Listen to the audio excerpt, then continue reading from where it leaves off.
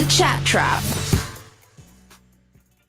Welcome back to the show. This is, of course, the Chat Trap on Relax Radio. Hope you were having yourself an amazing day, and we are back with you to give you the best of conversation and to, keep you updated about what is happening with regards to everything that is going on around the world. We're giving you food for thought, basically, and that's what we're trying to do to give you the best of conversation and keep you entertained and informed at the same time. Now, I am Jamie, and we got Andrea on board as well, and we are going to be here with you for quite some time, actually talking about the most interesting things. So make sure that you keep it tuned right here on Relax Radio. Andrea, we were talking earlier on about, how to deal with the Monday. Right, we were talking about what we can do to be more productive on a Monday, what we can do to essentially better ourselves and better our productivity on a Monday. But right now, I want to kind of switch the conversation and talk about something even more interesting. Okay, and that is with regards to digital body language. Do you have any idea about it, Andrea? Or I have kind of, but I'm not sure about that. all right. So what I'm going to do now is give a small idea for everybody listening in, and Andrea as well, about what exactly digital body language is. Okay, but before we get into the conversation, I just a little disclaimer. I have a problem with saying the word digital. Okay now, but if I'm talking really fast, it's kind of hard to say the words. If I mess up the word digital, please don't hate on me. It's all right. It's all right. Don't worry about it. Yeah, just don't worry about it. All right. And actually, before we get into the conversation, do you want to remind everybody how they can be a part of the show, how they can connect with us, and how they can be with us 24/7, 365? Of course, we would like to hear about us guys by our social media. That is Instagram, TikTok, Twitter, Facebook, and YouTube. And also, don't forget to download the app. That then you can still watching another shows on, and you can download the app on iOS and Android. Relax Radio. Absolutely. That's all you gotta do, Andrea, and I would absolutely love it if you could be a part of the show, if you can connect with us. There is nothing more exciting for us than you being a part of the show. So make sure that you go right ahead and you let us know what is going on, because we would absolutely love that. Now, with that being said, we want to talk about digital body language, okay? We're having a few technical difficulties, but all good now. Going on with the conversation, what exactly is digital body language? And to get into that conversation, I want to ask you a question, okay? Everybody listening in. And that is, think about the last email you sent. Did you end it with a full stop, or did you end it with an exclamation point? Or, the last Zoom meeting, did you wait for the other person to finish talking for you to, start talking? Did you use polite language? Did you use your phone while you were on a meeting? I feel like because of COVID-19, something that happened across the world was that a lot of us started working, started studying, started, doing almost living our lives basically on a digital platform. Does that make sense? We started using things like Zoom more, we use emails more, we communicate through digital media so much more often. And I think it's very important to talk about how you can be as presentable as possible, how you can be as polite as possible, especially when you're dealing with people on a screen, when you're dealing with people, on text message or via email, because it's a whole different scope. When we're children, we're taught how we should say please, we're taught to be kind to people, we're taught to how to communicate politely with each other when we're face to face. But we were never taught about what we should do or what we shouldn't do when we deal with people or when we communicate with people in a digital space or a digital world, right? So what Andrea and I want to do for you within the next couple of minutes actually is to talk to you about what you could do and what you shouldn't do when you're interacting with people on a digital space, or when you're interacting with people, especially if you're working remotely and if you're working online. These are definitely things that you must remember. Now, Andrea, do you essentially, do your studies online? Do you work online? Do you use the digital platform to communicate with people professionally? What's the situation with you? I use it when we were in lockdown here, for college. We using just Google and email. And to be honest, the times that I replied by email, it was just automatically reply when you say yes, thank you, and that's it. I just use that. I don't know because when it's my teachers, I just talk to him not like so formal, but also not that informal. So I just talk like straight away without being formal or informal. And with my friends, I just write whatever I want. Okay, same with me as well, but you brought up a very interesting point of conversation. And I think that's communication, you know? I think, I don't know, for me as a person, it's very confusing dealing with people online, especially communicating with people online. Because, see, what I mean by this is somebody could say, oh, I need to talk to you, but that sentence without emojis or without punctuation could, like, I don't know, they could have said it like, oh, I just need to have a conversation with you. But in my head, I'm just like, oh my gosh, what did I do wrong? Yeah, yeah, Like did I do same. something wrong? Why do you need to talk to me? You know, it can go so many different ways. When you say something, when you communicate to somebody online, especially via email or via text or even in a Zoom meeting, there's only so much conversation we can have. And it's very different to talking to somebody online, especially if it's just messages or if it's email. It's very different because you don't know the tone of the voice that person used. You Yeah. don't know the emotion, right? So it can be really hard. I But I completely think agree because when you speak with other people that you don't know how they express themselves. So maybe you think, oh, they are angry, or maybe they are just being a bit mean, or I don't know. But like also that happens to me a lot. Like when I talk with friends that they live far away or something like that, and I forgot, like I didn't talk to them again. I when they text me like hi, I don't know if they are good, they are bad, or in what way of hi are you telling me that? all With right. teachers, you know that's different, but I don't know, it's quite different to understand people because No, everyone I feel expresses so like different. Andrea, I feel like that situation has happened to majority of us. Like, I feel like just because, and I don't just mean like older people, even the younger people, even when you're communicating with your friends, you know, you can send a text message that doesn't essentially mean it the way that person takes it, and that can cause so much friction. That can cause so much like undue stress that didn't even have to exist in the first place. And I think that's why it's so important that we learn to communicate properly, especially when we're using digital social media platforms or again digital platforms, right? It's so important to communicate confidently, and it's so important to communicate carefully. And what exactly do I mean by this is your message, it doesn't matter who you send it to. When you are sending a message to somebody, you need to understand, you need to remember that this other person isn't essentially going to know the tone of your voice. They're not going to see your expression. So it's so important that you deliver a clear and unambiguous message. You know, you need to put effort into what you're saying so that there is no misunderstanding. That I feel like is the worst problem when it comes to working online, when you're dealing with people online. It's so hard because you can there's so many misunderstandings that can happen.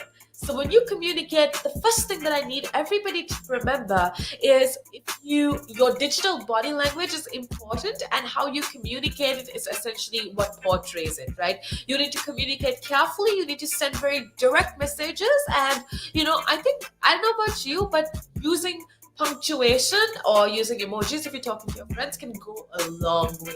Like, for me, I overthink a lot. I overthink a lot. And I feel like, if there's like an exclamation point at the end of a message, that the tone of the message that I read it in my head is so much different as opposed to if it was a comma or a Yeah. full stop. Does that make sense to you? Or am I just Yeah, crazy? yeah, same. Because I feel when it's that exclamation, I feel like someone is screaming. I just read by myself, why? I like that instead of why. It's same for me. Absolutely. Oh, absolutely. I completely agree with you. That's exactly how I narrate the message in my head. So I think it's important to understand all of this, and it's important to make sure that these misunderstandings don't happen, especially in a workplace. It's so important to kind of maintain this digital body language that is presentable and that is that will reduce friction between each other, because I feel like a lot of people are new to this entire concept working online.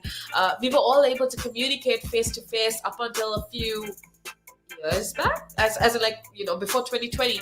We were able to go to work, we were able to go up to our bosses and say, what did you not like, what did you like? But now it's like through Zoom call, everything's so different, everything seems so professional, and it's really frustrating, I would say. So it's so important to kind of learn as you go. Definitely mistakes are going to happen, but that's part of the process. Just learn as you go and figure out how it goes on a day-to-day basis, and I think that can definitely help everybody. Yeah, I completely agree. And I think one good thing that you said is about emojis. I think Uh-huh. that you can't use emojis when it's formal, but when it's informal, feel free to use it, because Uh-huh. with emojis, I understand people, but if they don't send me emojis, I feel like they're yeah, yes, yes, like that, like a robot. But I think that that's really important to use emojis. So either when you put two dots and a bracket. That's absolutely true. But you know what? When you were saying that, I thought of the funniest thing. So I work with people who are much older to me, from like a generation ahead of us, and it's so funny when old people use emojis. Like, oh my goodness, I've had the most awkward work situations where, like, a boss tries to be nice, tries to be polite, and sends like an emoji that is absolutely out of context, and like I just like need to maintain like a straight face, because in my head I'm just like, no, you didn't just send that emoji. Have you ever been in a situation that's so uncomfortable when older people try to like figure out the lingo of the younger generation and Yeah, it's figure so out? funny because I understand that, and I find that funny as well. Or when they, instead of spelling dog, they just put emoji of dog. For me, that's really funny. Like Right? they put emoji about everything. They spell tree, they put a tree They were emoji. put it. Oh my goodness. No, but I think what's important is, there are certain emojis that, I don't know how to say this, but there are certain emojis that, like, uh, at least for the younger generation, mean something else. Do you understand what I'm trying to say? Yeah, Okay, I don't know how much I'll love to say, because this is like a professional platform. But there are certain emojis that we're not allowed to, like, that have like a double meaning behind it, or that's very out of context. And I think what's most important, especially if you're working with that older people, if you're working with somebody that just isn't aware, open communication is so important. Like, instead of talking behind somebody's back, I think it's so, especially when I work, like I said, I work with older people.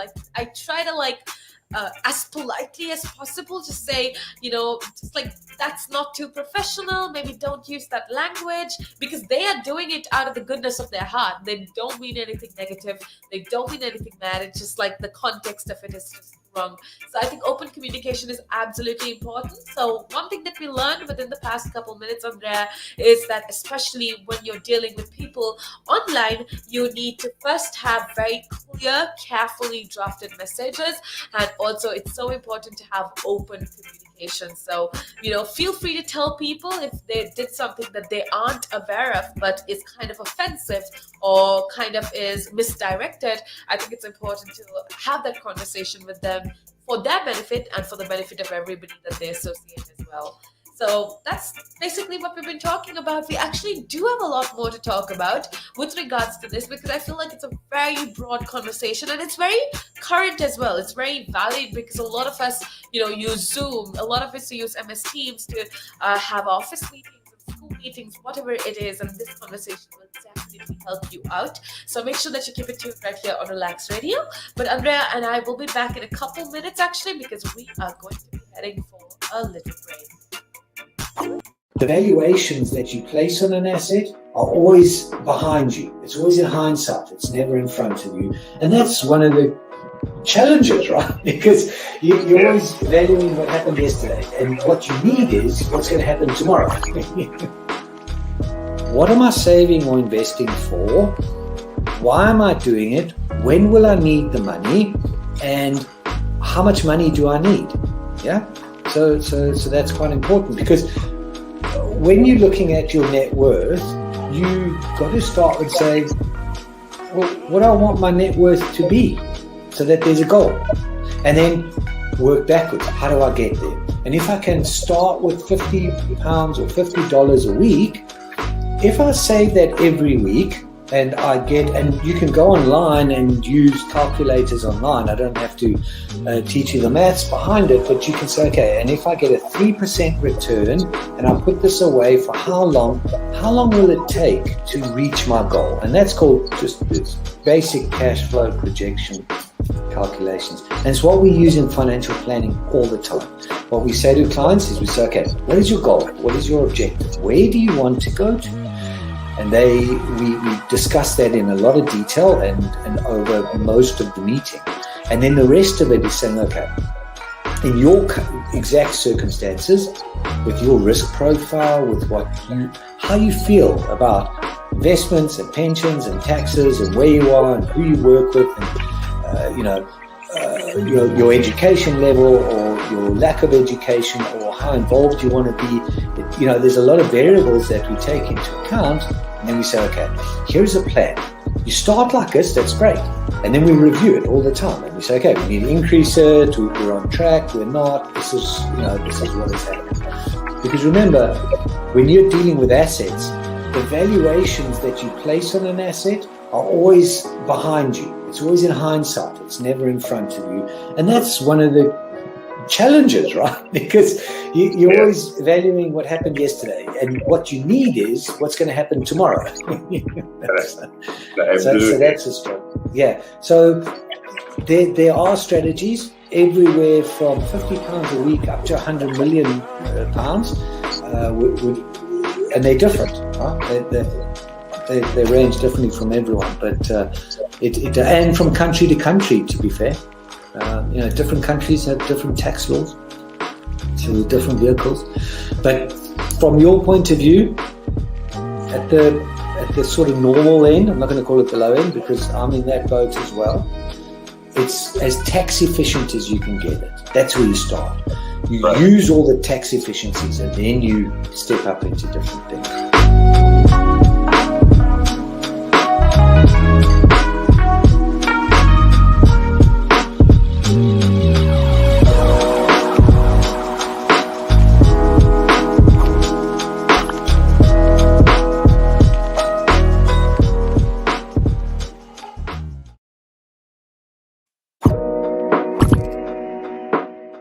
Now, there's a lot of conversation around who pays more taxes, if it is the rich or if it is the poor, right?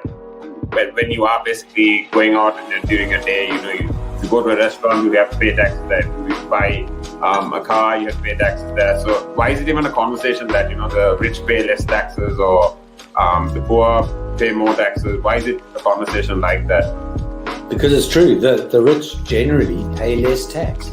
A rich person walks into a Tesco's or a Sainsbury's, they're not going to get a different bill than another person, right? They're still going to pay the same VAT on those goods, they're still going to pay the same thing. So that's all the same. However, the differences come in if you can pay yourself from your own company, you can structure it in a way that you pay less income tax through paying a bit of salary, paying dividends and so forth. And then also deferring income. Also, your pension payments or contributions can be different. So that increases your tax sort of gap, if you want to use it that way. Where a PAYE person just gets paid salary and bonus. And now those are the most highly taxed sources of income in the UK, definitely, in the UK. We've seen it, right? If an owner of a large public traded company does something wrong, irrelevant of what that company does or how valuable that company is, the stock generally falls into a pool of nothing, right? Because in a public company where the stock is traded openly on the stock exchange, the value of that stock is driven by supply and demand, it's driven by emotion, it's driven by news, it's driven by quite a lot of variables over and above the actual accounting or total net worth of their company. I mean, we've seen it, right? If an owner of a large public traded company does something wrong, irrelevant of what their company does or how valuable their company is, the stock generally falls into a pool of nothing, right? And the company may still have value and may still be doing quite a good things.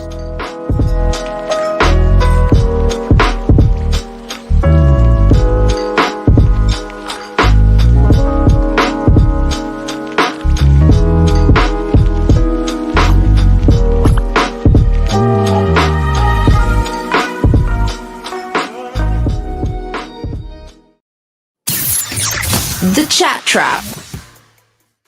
Welcome back to the show. How are you doing? Hope you are having yourself an amazing day so far. I know it's a Monday and I know it kind of can be hard to deal with a Monday, but I promise you that all it takes is some self-confidence. All it takes is some belief in yourself. So make sure that you push forward and that you do whatever it takes to kind of have some time for yourself. Don't go too hard on yourself. I think that's really important. Just go easy on yourself.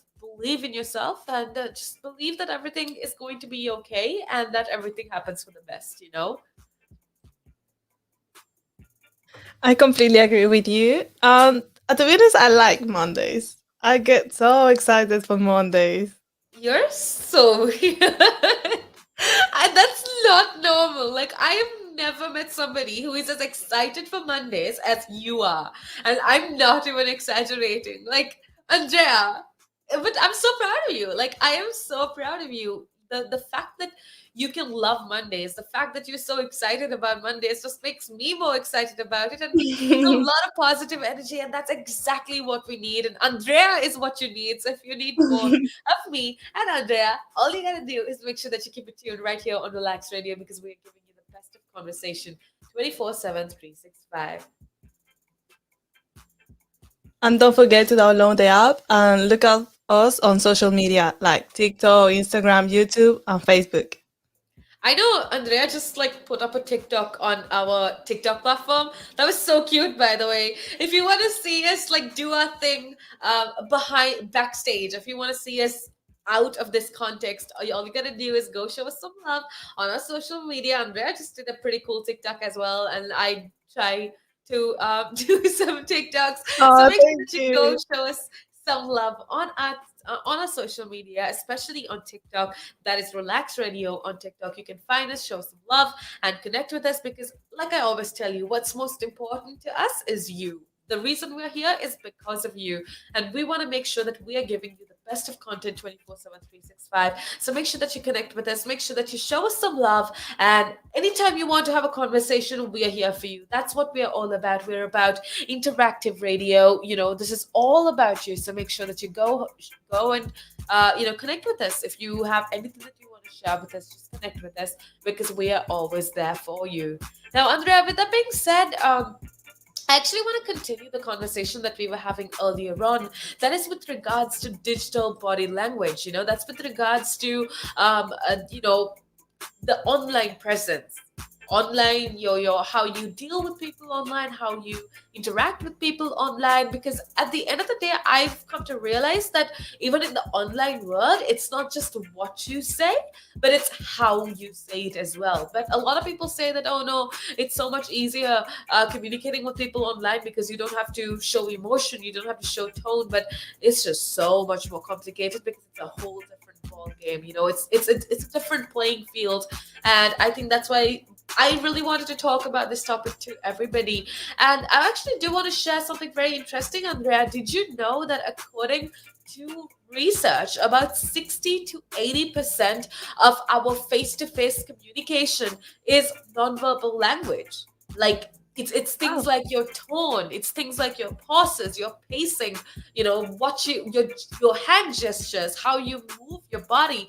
A lot of your communication day-to-day communication is based on non-verbal language. And why I thought of bringing this up is because I feel like adopting these more informal digital cues where appropriate could make you a better communicator online. Does that make sense? Like, especially when you're in a Zoom meeting, you know, use all of these nonverbal languages. Don't just sit there like a robot without using any of your hand gestures. Use your pauses. Just talk like you normally do, right? Because, like I told you, communication is a lot to do with nonverbal language. So make sure that you use it when you come to your online platforms and online communicating or jobs or whatever it is as well. And I think that's definitely extremely important to remember.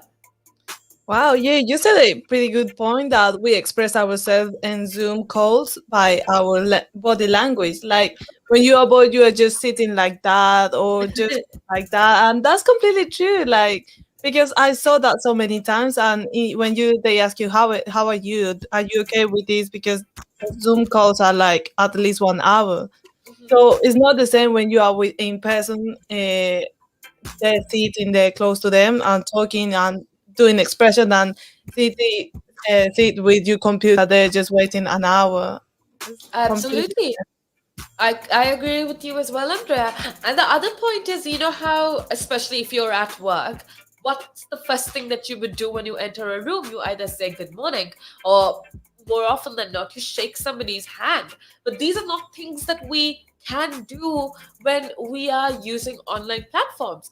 But that doesn't mean that you figure out something that's equally polite, that's equally, welcoming to welcome the people, even if it's your bosses, even if it's people that work under you, even if it's your employer or employee. It doesn't matter. I mean, I don't know. It can be something like, just be nice and say good morning or hello or something like that. Ask people how their day is before you start your meeting. These are little things that you could do to kind of adapt well into this whole online platform situation.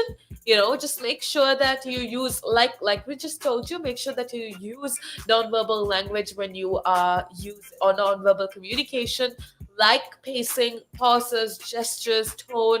Use these things when you communicate with people on a digital platform as well. Now, again, we spoke of proofreading messages. I told you how you need to carefully, especially if it's like a work related email. And I don't know about you, but I'm really afraid to use emails because I usually use like WhatsApp, and it's so easy because if you send something that you don't ideally need to send somebody, you could always delete the message for everybody. Or if it's Instagram, you could always unsend the message. But if it's an email, you can't really do that, right? It's if you send it, you send it, and that's basically it. So I think it's so important to proofread, especially formal messages. It's so important to proofread it over and over again, just to make sure that there is no like miscommunication or misunderstanding or anything of that sort. Yeah, yeah, it's completely fun. It's completely true what you're saying because I think that by email we just use when it's something like college or work, but when it's a more open work that is not that restricted, like in a office or something like that, we you can use WhatsApp to have a better communication because you can see if that person is online to text them in that moment if you need something or not. Absolutely. Yeah. Just figure out uh, which social media platform or which medium use works for you the best. Don't be afraid to ask your bosses. Ask them if they would be more comfortable with, say, WhatsApp, or they would be more comfortable with uh, I don't know, email. Ask your bosses. Don't ever be afraid to ask people what they're comfortable with, because I feel like you're saving so much more time. With that being said, at the end of the day, whichever medium you use, I feel like everybody should be conscious of two factors, and that basically is power and trust. Okay, I think these are two things that needs to be applied in every single one of your interactions, especially when they're online. Now, at the end of the day, what I mean by this is that this principle applies to the people at the top of hierarchy as well as those on the first rungs of, like, even if you're an employer or employee. I think trusting the other person, knowing that, if you know your employer and you know know what kind of thing that means. Always trust your employer, trust your employees, and understand this whole power dynamic. Because I think one thing that is really confusing, even if you're a student, right? Even if you are trying to communicate with your teacher online, this whole power aspect where teachers are supposed to be have more power, which is true, right? You're just a student. Teachers definitely have more power, but that kind of gets confused when you are dealing with people online. Sometimes we talk to our boss, and we forget that they're more powerful, that they have more power than us, and that can cause a lot of stress or whatnot. So I think it's important to remember the two things: that's trust and power.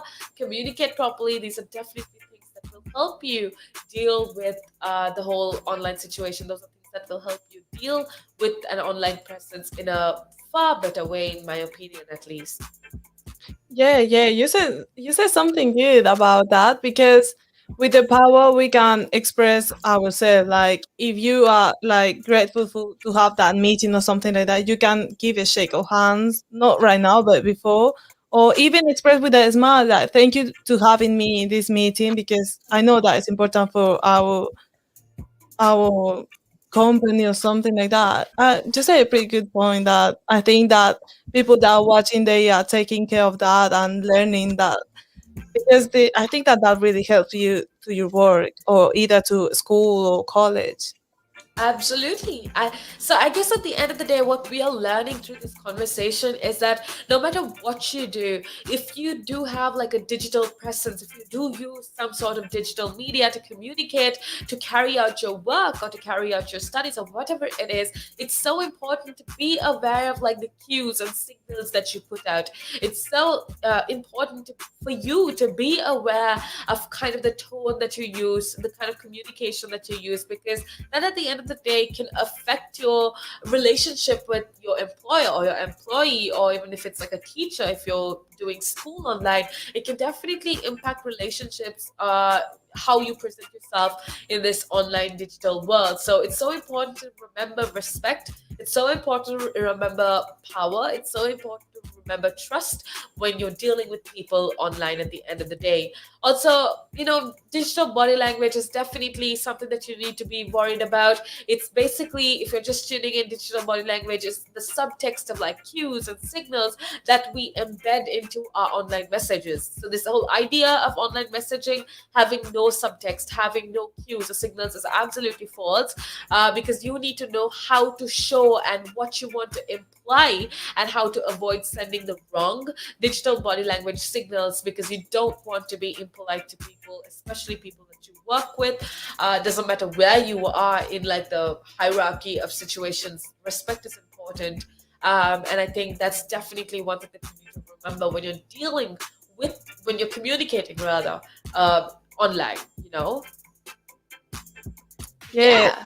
That was wow. I learned about that. I learned a lot, because we don't realize that we use digital body language in a different way that can't help us. So I think that the things that you said, I'm gonna start using that in a different way, because I wasn't realizing that. That's amazing. So we got at least one person using what we're saying, and that's what we want you to do as well. Okay, we want you to use the tips that we're giving you. We want you to share with us. Do you think these work? Do you actually think that the conversation we're having is kind of helpful for you? Does it help you deal with your day-to-day life? We really do want to know what you are thinking. So go right ahead, call us up on 07852 473 473, or you could very simply connect with us on our social media, like Andrea told you before. That is Instagram, Facebook, YouTube, Twitter, and TikTok. You can just inbox us whenever you want to, because we are here with you 24/7, 365. Now, with that being said, we are going to head on to a little break, but we'll be back with you with a lot more interesting conversation. Climb Mount Everest. That is one of that's in my bucket list. You're laughing, but that is the facts right there. I'd love to do that. That is something I'm looking forward to do, hopefully. Climb Everest.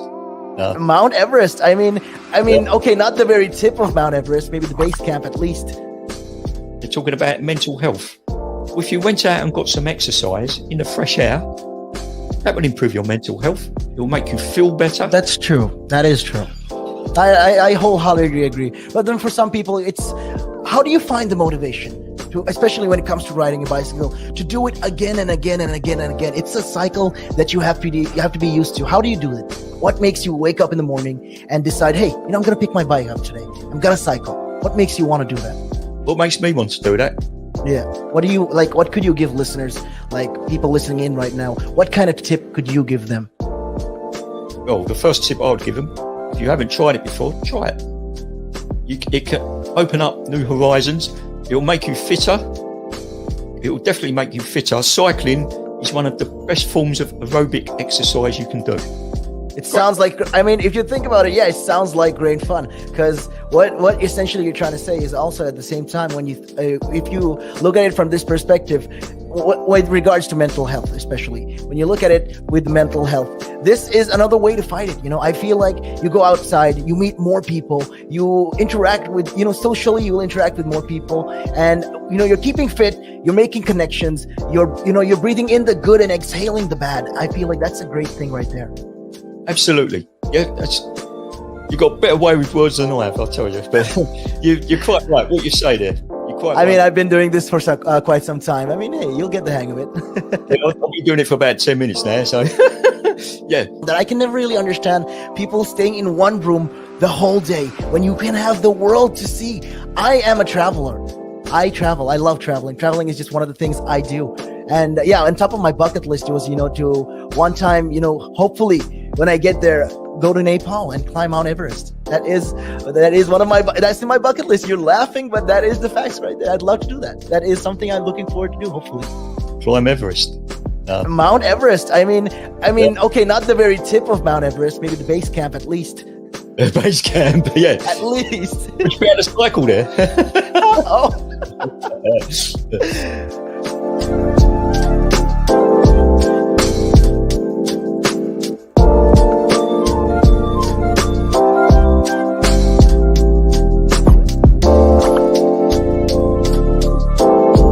The valuations that you place on an asset are always behind you. It's always in hindsight. It's never in front of you. And that's one of the challenges, right? Because you're always valuing what happened yesterday. And what you need is what's going to happen tomorrow. What am I saving or investing for? Why am I doing it? When will I need the money? And how much money do I need? Yeah. So that's quite important, because when you're looking at your net worth, you got to start with saying, well, what do I want my net worth to be, so that there's a goal, and then work backwards. How do I get there? And if I can start with £50 or $50 a week, if I save that every week, and you can go online and use calculators online. I don't have to teach you the maths behind it, but you can say, okay, and if I get a 3% return and I put this away for how long will it take to reach my goal? And that's called just this basic cash flow projection calculations. And it's what we use in financial planning all the time. What we say to clients is we say, okay, what is your goal? What is your objective? Where do you want to go to? And we discuss that in a lot of detail and over most of the meeting. And then the rest of it is saying, okay, in your exact circumstances, with your risk profile, with how you feel about investments and pensions and taxes and where you are and who you work with, and your education level or your lack of education or how involved you want to be. There's a lot of variables that we take into account. And then we say, okay, here's a plan. You start like this, that's great. And then we review it all the time. And we say, okay, we need to increase it, we're on track, we're not, this is what is happening. Because remember, when you're dealing with assets, the valuations that you place on an asset are always behind you. It's always in hindsight. It's never in front of you. And that's one of the challenges, right? Because you're always valuing what happened yesterday, and what you need is what's going to happen tomorrow. So that's a struggle. Yeah. So there are strategies everywhere from £50 a week up to £100 million pounds, and they're different. Right? They range differently from everyone, but and from country to country, to be fair. Different countries have different tax laws. So there's different vehicles. But from your point of view, at the sort of normal end, I'm not going to call it the low end because I'm in that boat as well. It's as tax efficient as you can get it. That's where you start. You use all the tax efficiencies and then you step up into different things.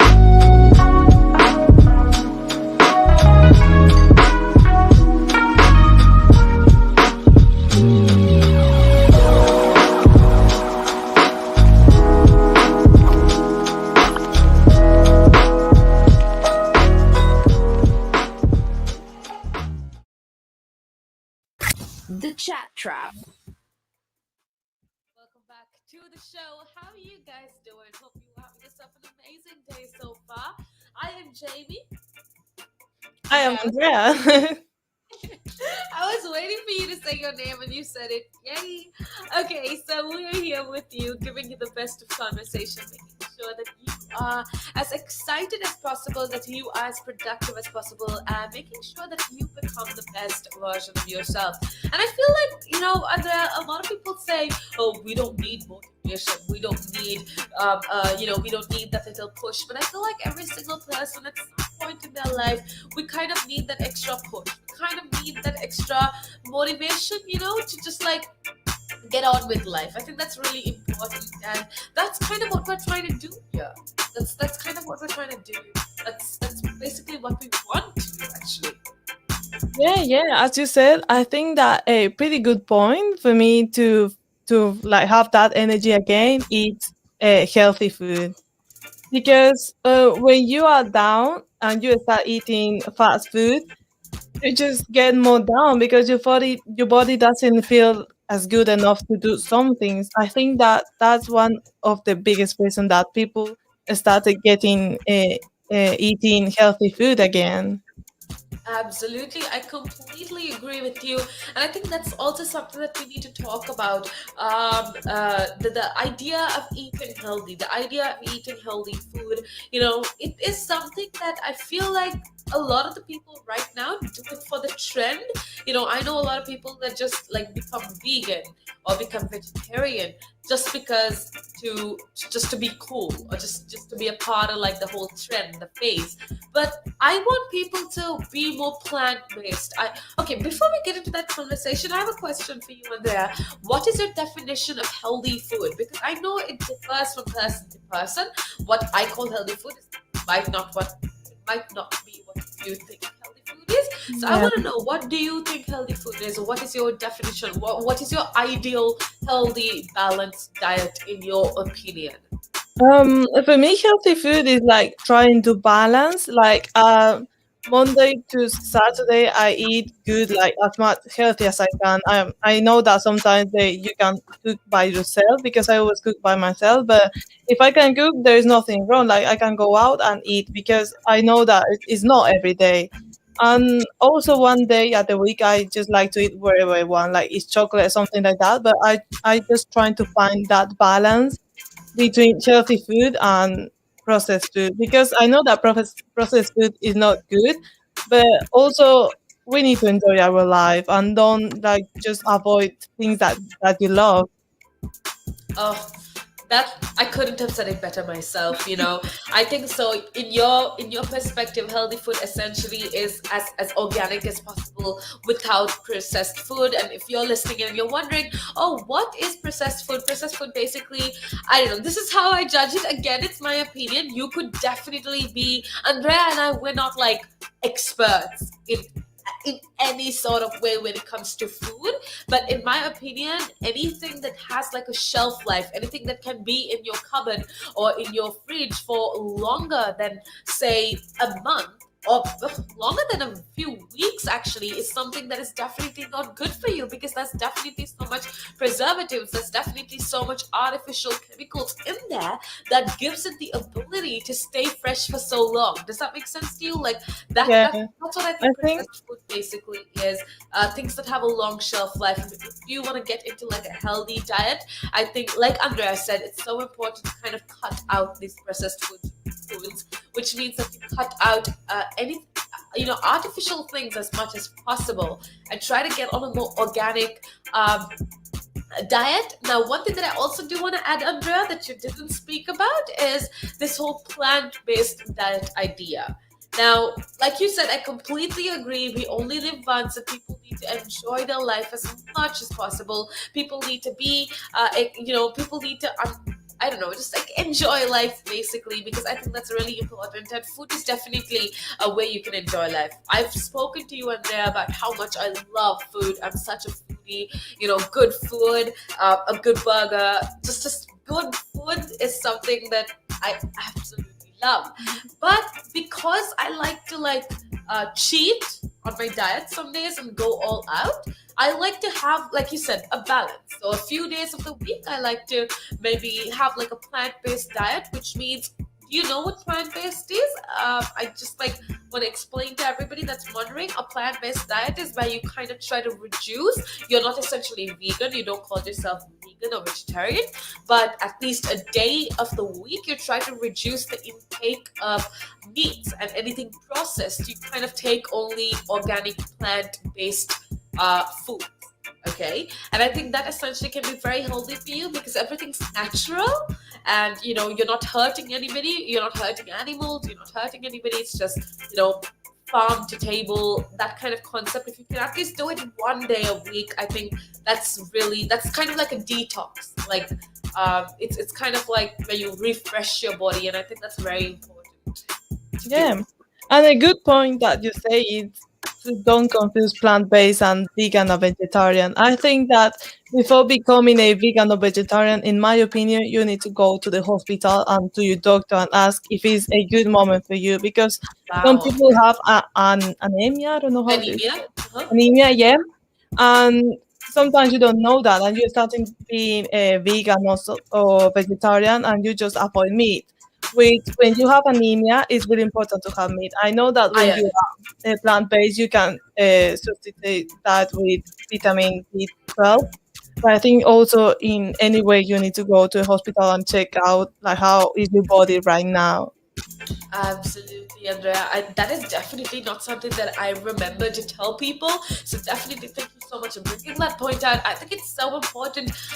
One thing, yeah, being vegan is, I guess, it's amazing if you can do it, right? But also what you need to remember is you need to be healthy. You need to be as healthy as possible. And sometimes for most of us, being vegan just isn't an option. We just cannot be vegan because, like you said, anemia rather is just one of the instances. I know so many other illnesses, like even if you have things like hormonal disorders like PCOS or PCOS or PCOD.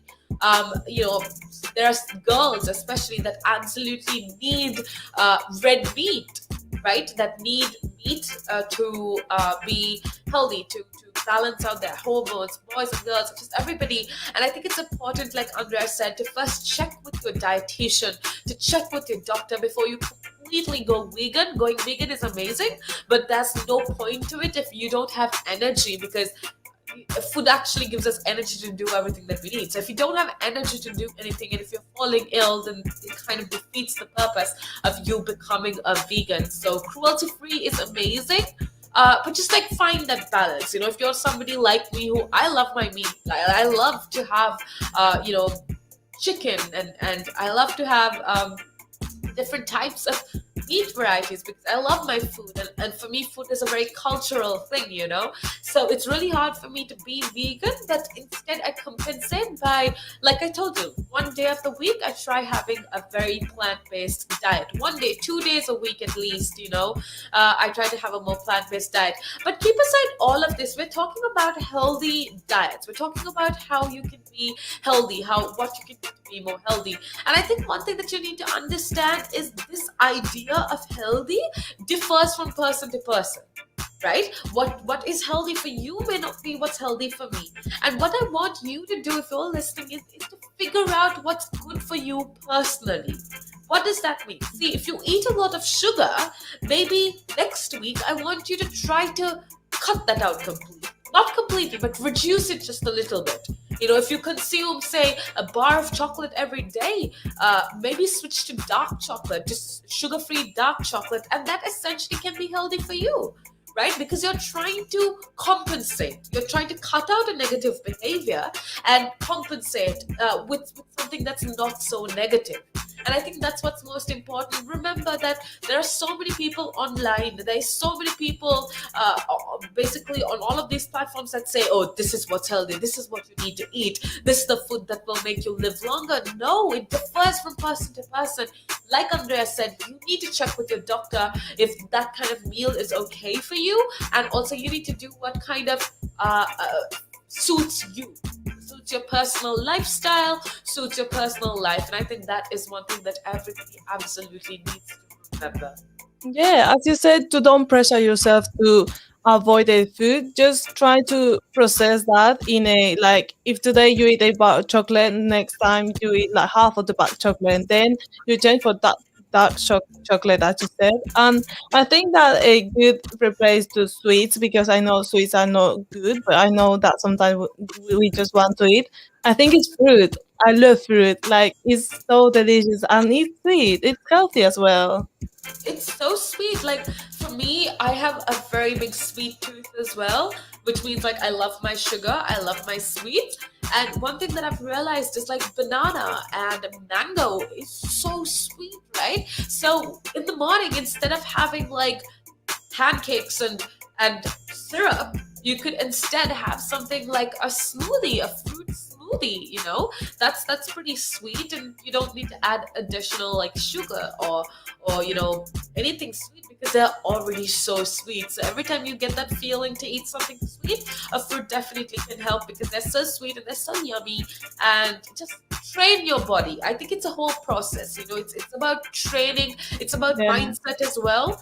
Tell yourself, no, I'm going to discipline myself enough to be able to stay away from this or whatever. I think that's really important to do, in my Yeah. opinion. Yeah, of course, it's really important to know your body. I know that takes time to learn your body. Like, if you eat bread, maybe it's bad for you. Maybe you have gluten, or if you drink a certain of milk, you maybe have lactose or something like that. So, always go and check out with your doctor and see what works better for you. Maybe that Absolutely. doesn't work for you, friend, but that works for you. So try to don't copy each other diet. Try to make your own and go to your dietist, as she said, as Jamie. You are doing, like, you are giving us pretty good advice today.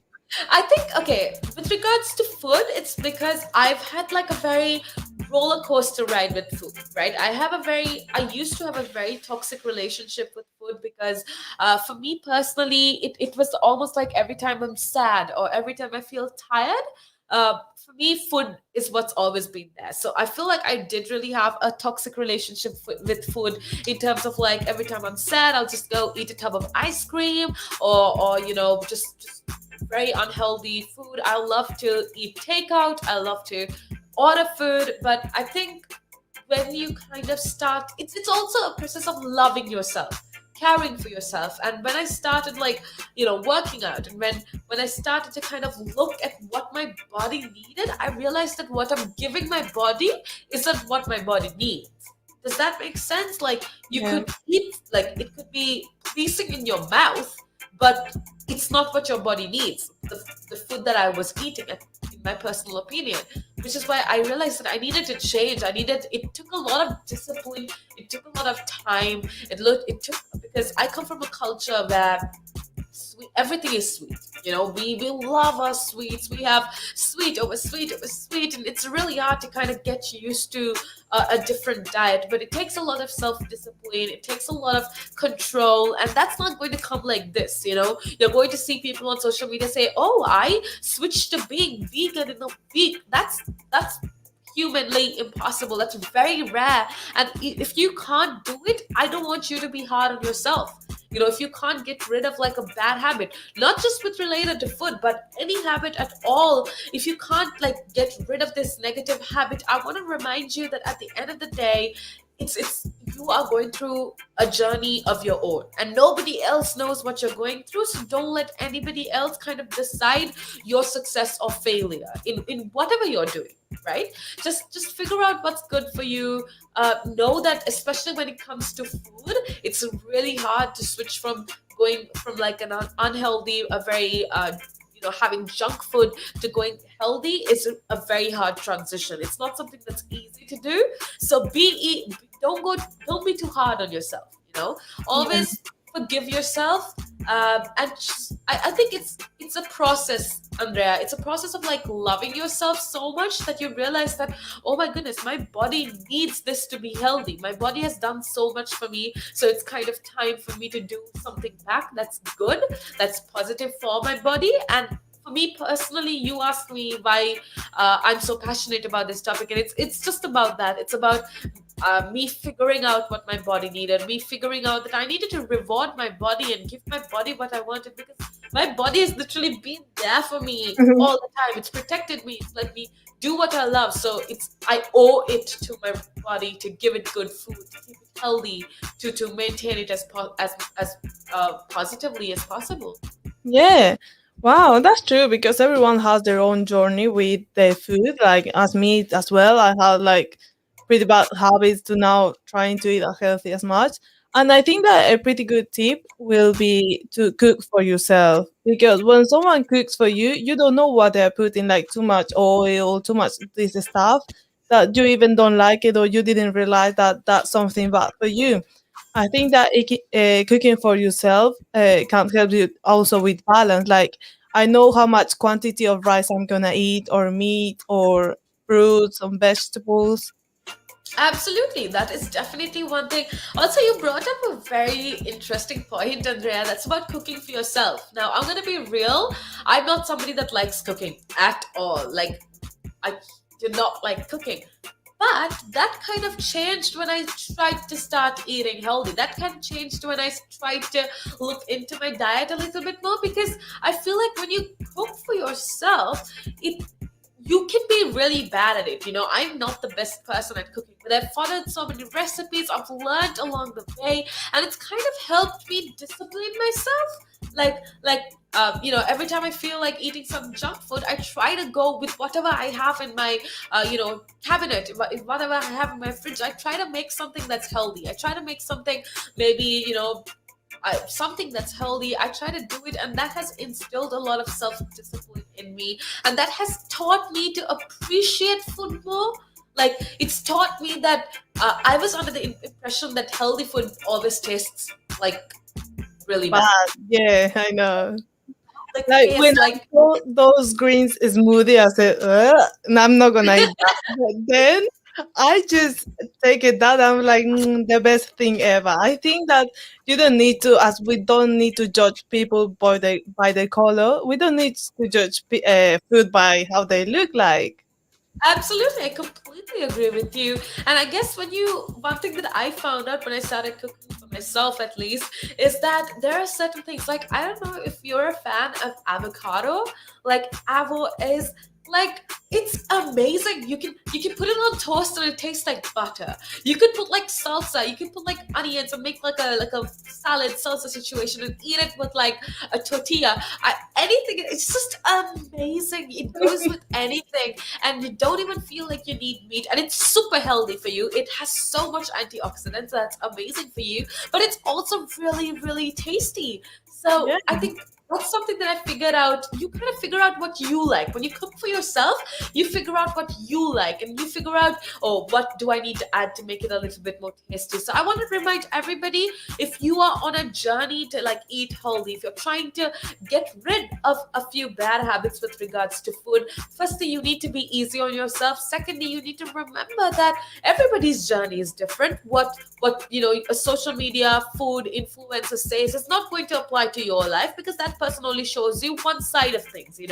Switching from having an unhealthy diet to a healthy diet is the toughest thing. So I want you to go step by step, a little by little, reduce a spoon of sugar maybe in your coffee this week. And that is an achievement you need to celebrate. If you've gotten used to sugar in your coffee for so long, a day at least you're going without sugar is definitely something you need to celebrate and be proud of yourself. So those are little things I think that you need to remember.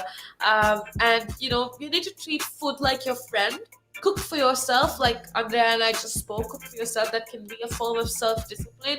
That can teach you what you love. That can teach you what kind of foods that will help you become a better person. So Yeah, yeah, I there's a completely lot of- agree. I think that portion as well is really important because you are not gonna eat in a whole plate like that instead of just like that. Also, it's really important to eat, but in the portion that your body needs, and don't try to eat more than that need, like when you want to, and instead of just eating. Don't eat more or less. Like a lot of people say, oh, that's too much. That's a lot. Whatever that satisfies you, you don't have to eat until you're like about to explode, but make sure that you are full, and you can definitely be full with like healthy food, and that I mean, you don't have to starve yourself to be healthy. That's also extremely unhealthy. You need to have your 3 meals a day. You need to have healthy quantities.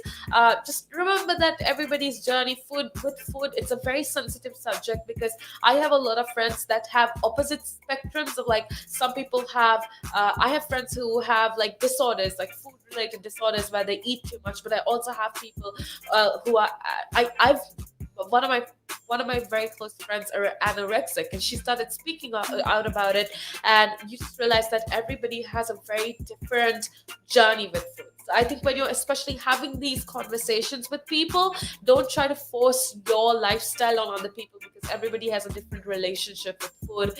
Just do what's best for you. Know that everybody's relationship with food is different. There are so many disorders that we aren't even aware of. So just remember to do what's good to you. Always ask for professional medical advice, not from social media influencers. That really doesn't count. Speak to your doctor, like Andrea said, speak to your dietitian, and just do what's best for you. Have a balanced life. Eat good food, but eat tasty food as well, because food is definitely absolutely amazing. Now, with that being said, I think we should head on over to a little break. But when we come back, we'll be talking about something very interesting. So make sure that you keep tuned right here on Relax Radio. Now, there's a lot of conversation around who pays more taxes, if it is the rich or if it is the poor, right? But when you are basically going out and then during a day, you go to a restaurant, you have to pay taxes there. If you buy a car, you have to pay taxes there. So why is it even a conversation that, the rich pay less taxes or the poor pay more taxes? Why is it a conversation like that? Because it's true, the rich generally pay less tax. A rich person walks into a Tesco's or a Sainsbury's, they're not going to get a different bill than another person, right? They're still going to pay the same VAT on those goods, they're still going to pay the same thing. So that's all the same. However, the differences come in if you can pay yourself from your own company, you can structure it in a way that you pay less income tax through paying a bit of salary, paying dividends and so forth, and then also deferring income. Also, your pension payments or contributions can be different. So that increases your tax sort of gap, if you want to use it that way. Where a PAYE person just gets paid salary and bonus. And now those are the most highly taxed sources of income in the UK, definitely, in the UK. We've seen it, right? If an owner of a large public traded company does something wrong, irrelevant of what that company does or how valuable that company is, the stock generally falls into a pool of nothing, right? Because in a public company where the stock is traded openly on the stock exchange, the value of that stock is driven by supply and demand, it's driven by emotion, it's driven by news, it's driven by quite a lot of variables over and above the actual accounting or total net worth of that company. I mean, we've seen it, right? If an owner of a large public traded company does something wrong, irrelevant of what that company does or how valuable that company is, the stock generally falls into a pool of nothing, right? And the company may still have value, it may still be doing quite a good thing.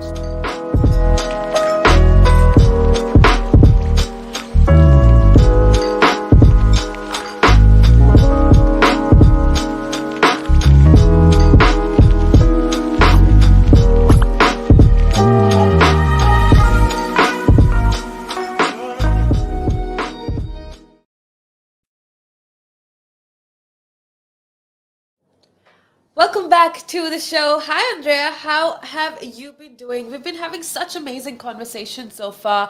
We spoke of what essentially you need to do, what healthy food essentially means, and I feel like we had some very interesting conversation with regards to that. But right now, what I want to do is talk about something a little different that I feel like could be equally important, and that is with regards to friendship. Okay, now I know it's going to sound a little weird, but I feel like, especially after COVID, one thing that I've come to realize is that um, friendship essentially is a very hard thing, is a very hard relationship to focus on. It's a very hard thing to maintain, especially as you get older.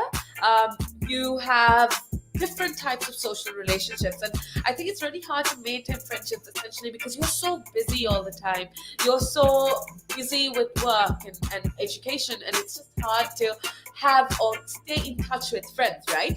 And I feel like that is definitely one thing I want to talk about. I want to talk about specifically, I want to talk about when it's okay to let friendships fade out, right? When it's okay to ghost friends or, cut off friends in your life. That's definitely one thing I want to talk about. But before we get into that, I want to say a big hello going out to everybody. Thank you so much for being a part of the show.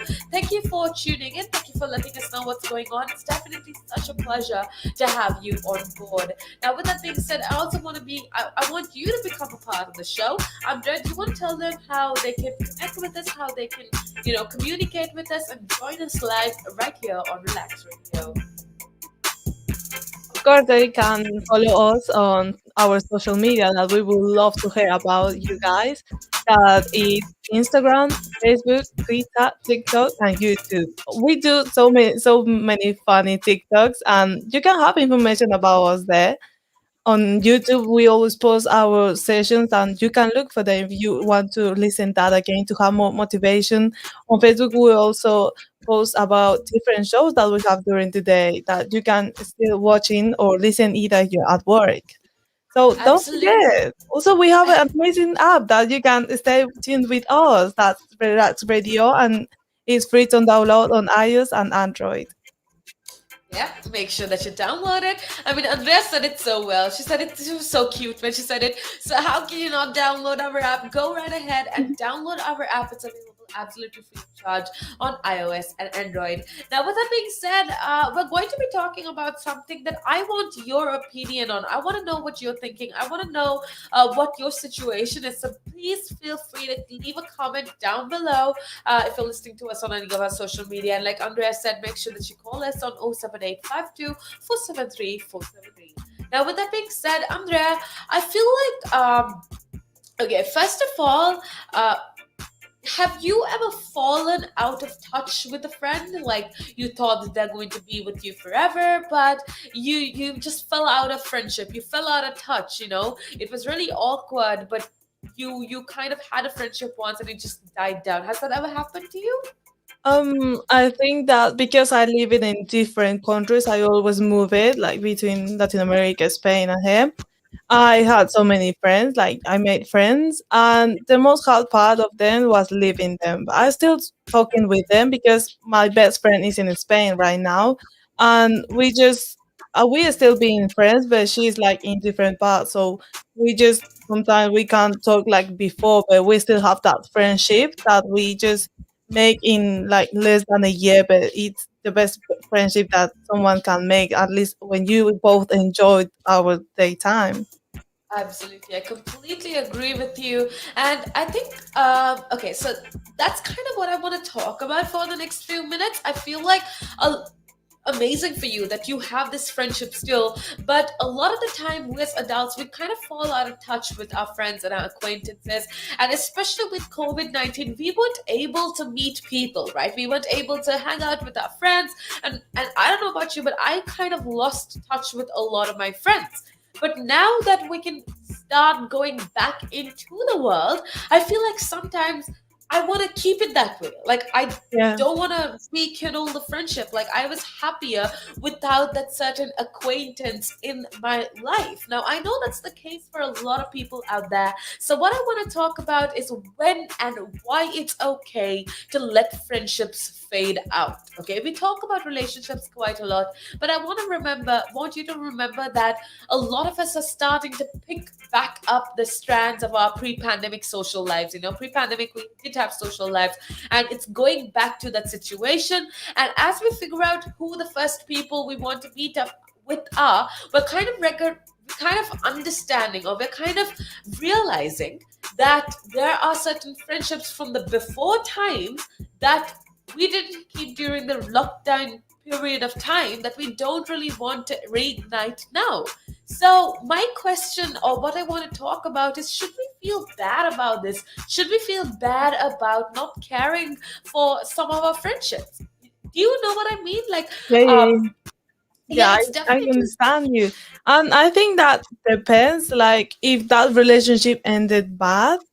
I think that if you both are okay that knowing that you still have that friendship but you don't even talk about again or don't meet, it's alright because we maybe need more time. Maybe you both didn't realize that that friendship doesn't working as before and you just needed more time. Absolutely. Which is why I want to remind people that sometimes it's just okay to let friendships fade out. It's okay to let go of certain relationships, friend relationships, or acquaintances that you had. It's okay to let it fade out, because that's just how life is. You meet people, you meet newer people, and then you kind of lose touch with your old people, and I feel like you need to understand that that's how life is. You meet people, you meet other people, you prefer the other people over the old people, and that's just how it is. And it's okay to let go of friends. And I think one thing that you need to remember is your gut feeling, right? Now, like you said, I have friends that have been friendly for over 18 years. I'm 21 now, so I have friends that have been friendly from like kindergarten, and I'm still friendly with them, and those are friendships that won't change.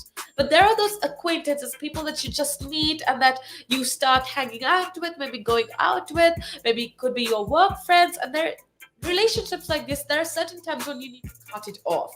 And I want to let you know, or I want to remind people listening in, that the most important thing is you look into your gut.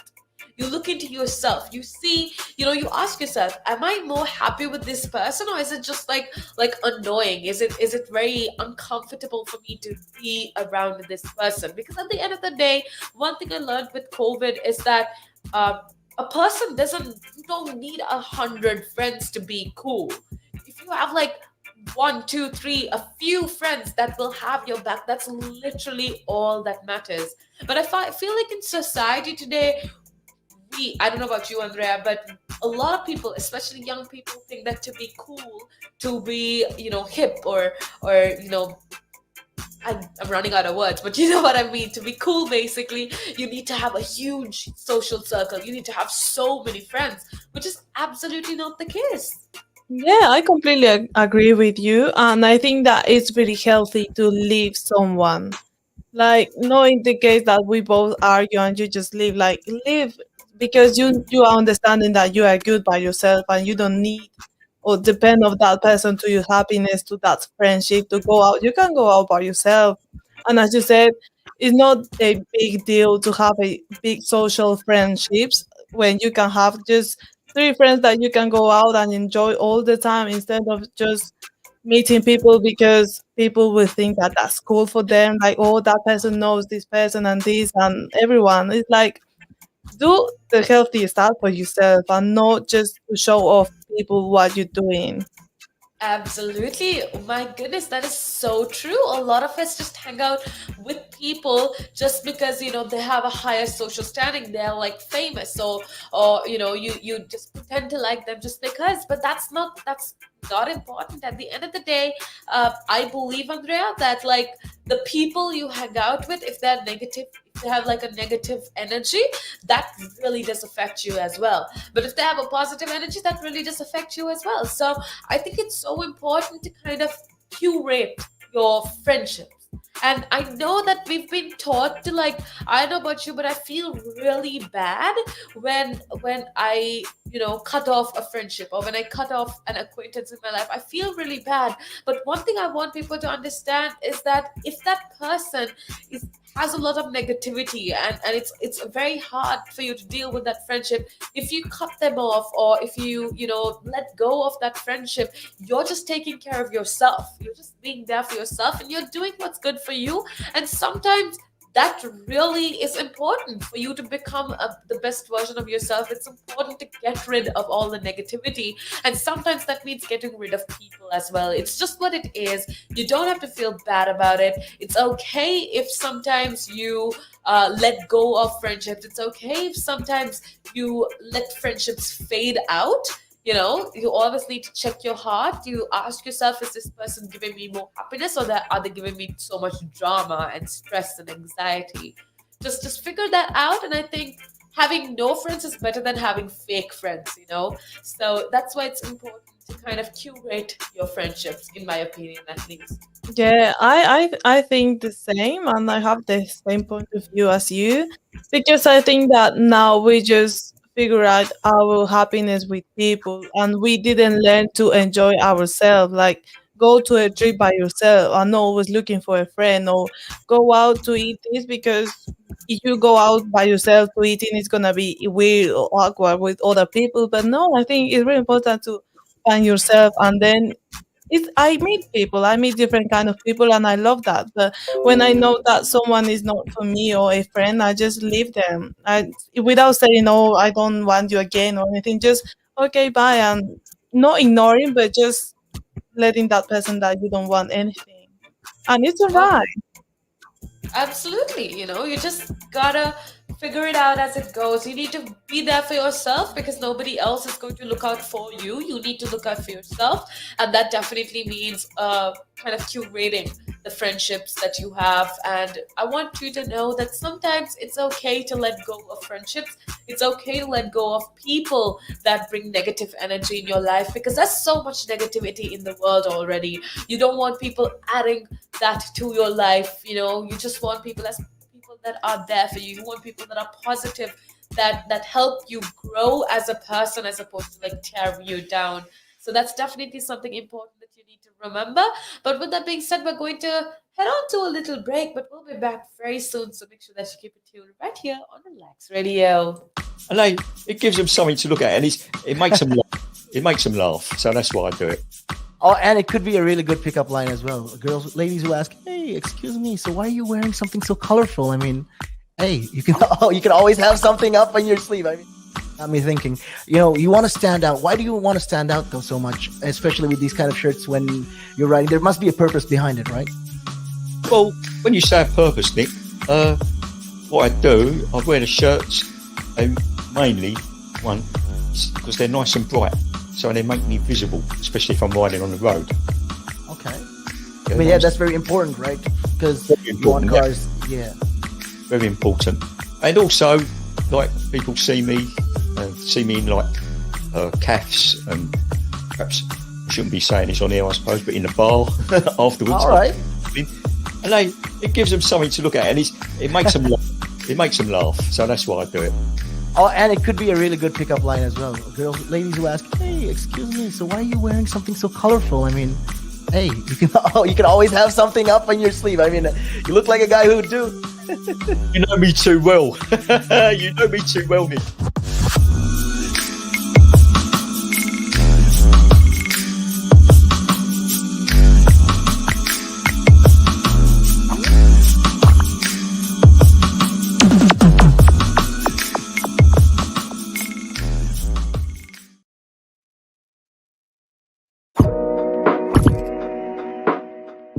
There's a lot of conversation around who pays more taxes, if it is the rich or if it is the poor, right? When you are basically going out and during a day, you go to a restaurant, you have to pay taxes there. If you buy a car, you have to pay taxes there. So why is it even a conversation that, the rich pay less taxes or the poor pay more taxes? Why is it a conversation like that? Because it's true that the rich generally pay less tax. a rich person walks into a Tesco's or a Sainsbury's, they're not going to get a different bill than another person, right? They're still going to pay the same VAT on those goods. They're still going to pay the same thing. So that's all the same. However, the differences come in if you can pay yourself from your own company, you can structure it in a way that you pay less income tax through paying a bit of salary, paying dividends, and so forth. And then also deferring income. Also, your pension payments or contributions can be different. So that increases your tax sort of gap, if you want to use it that way. Where a PAYE person just gets paid salary and bonus. And now those are the most highly taxed sources of income in the UK, definitely, in the UK. We've seen it, right? If an owner of a large public traded company does something wrong, irrelevant of what that company does or how valuable that company is, the stock generally falls into a pool of nothing, right? Because in a public company where the stock is traded openly on the stock exchange, the value of that stock is driven by supply and demand, it's driven by emotion, it's driven by news, it's driven by quite a lot of variables over and above the actual accounting or total net worth of that company. I mean, we've seen it, right? If an owner of a large public traded company does something wrong, irrelevant of what that company does or how valuable that company is, the stock generally falls into a pool of nothing, right? And the company may still have value, it may still be doing quite a good things.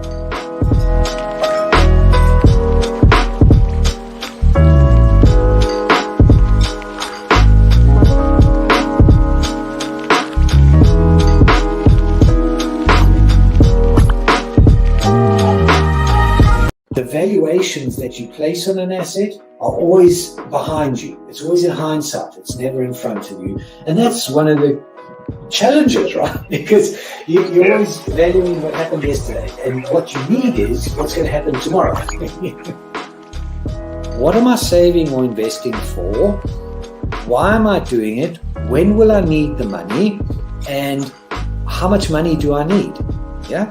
So that's quite important, because when you're looking at your net worth, you got to start with saying, well, what do I want my net worth to be, so that there's a goal, and then work backwards. How do I get there? And if I can start with £50 or $50 a week, if I save that every week, and you can go online and use calculators online. I don't have to teach you the maths behind it, but you can say, okay, and if I get a 3% return and I put this away for how long will it take to reach my goal? And that's called just this basic cash flow projection calculations. And it's what we use in financial planning all the time. What we say to clients is we say, okay, what is your goal? What is your objective? Where do you want to go to? And we discuss that in a lot of detail and over most of the meeting. And then the rest of it is saying, okay, in your exact circumstances, with your risk profile, with how you feel about investments and pensions and taxes and where you are and who you work with, and your education level or your lack of education or how involved you want to be. There's a lot of variables that we take into account. And then we say, okay, here's a plan. You start like this, that's great. And then we review it all the time. And we say, okay, we need to increase it, we're on track, we're not, this is what is happening. Because remember, when you're dealing with assets, the valuations that you place on an asset are always behind you. It's always in hindsight. It's never in front of you. And that's one of the challenges, right? Because you're always valuing what happened yesterday, and what you need is what's going to happen tomorrow. So that's a struggle. Yeah. So there are strategies everywhere from £50 a week up to £100 million, and they're different. Right?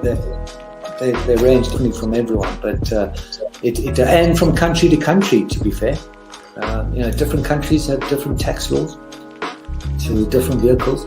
But from your point of view, at the sort of normal end, I'm not going to call it the low end because I'm in that boat as well.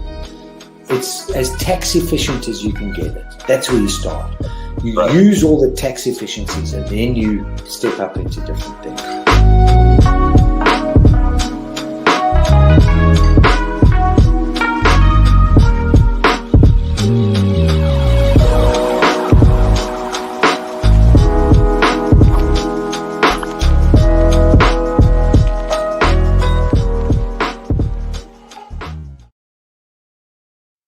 The Chat Trap. Welcome back to the show. How are you doing? How is everybody doing? Hope everybody's having an amazing day so far. We've had such amazing conversation, and it's about that time that we head on out of here. But I want to remind everybody that there is so much more interesting content that's coming up, because the show after us actually is going to be talking about business, tech, everything that's interesting. So make sure that you keep it tuned right here on Relaks Radio. We talk about everything here at Relaks Radio, from, like I told you, from business to tech. Me and Andrea talk about lifestyle, we talk about entertainment gossip, but we also talk about current affairs, politics. And if you're busy and if you don't have time to kind of be on top of the news, well, then that's what we're here for. We're here to keep you updated. We're here to give you like a rundown of what is happening, which is why we want you to be a part of the show. We want you to, join with us, let us know what's going on, because that's basically what we love from you. Now, with that being said, before we leave, Andrea, I just want to give everybody like a rundown of everything what we've been talking about, a little summary of everything what we've been talking about, because we really did have very, very interesting conversation today. And we spoke about food, we spoke about what you can do to better yourself, and I just want to let everybody know that it's super important that you take life one day at a time, okay? Because life can be a real, I can't say the word, but life can be really sucky sometimes, okay? And that's just not for you, it's for everyone, okay? If life is unfair for you, it's definitely unfair for somebody else in a different way. It's just different levels of unfairness. It's different people have different trials and troubles to deal with, but one thing that you need to remember is to pull through. It's just hang in there, right?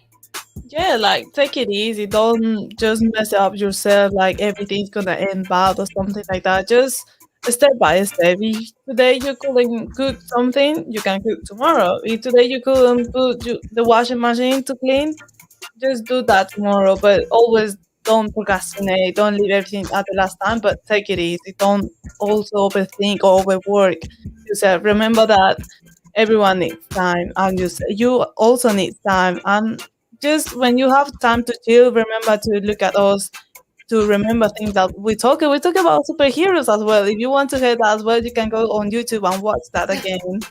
I think that was really interesting conversation, huh? Like, I feel like people loved it as well. So make sure that you keep it tuned right here on Relaks Radio. Tomorrow we're going to be talking about equally amazing things.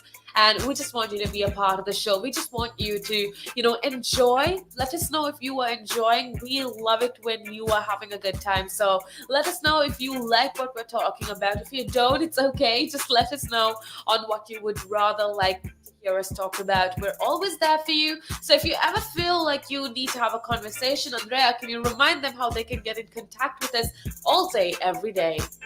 Of course, you have so many ways to contact us, by WhatsApp, by Facebook, Instagram, TikTok, YouTube, and also download the app, because we always have new stuff coming up, and you're gonna find some interesting topics that we can gonna talk about. You can have your opinion and tell us by commenting or calling us. Absolutely. That is so true. We want to hear what you're thinking.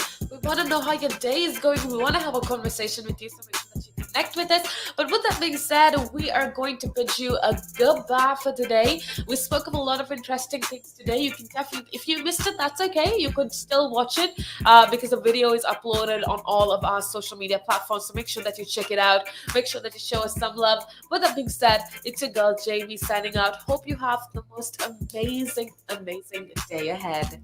Thank you so much, everyone. Thank you so much, Jamie, to have these amazing conversations with you every day. Thank you, Andrea. It's definitely been such a pleasure to have Andrea and to have every single one of you on board. Bye. We will see you tomorrow, so make sure that you tune in tomorrow. Bye.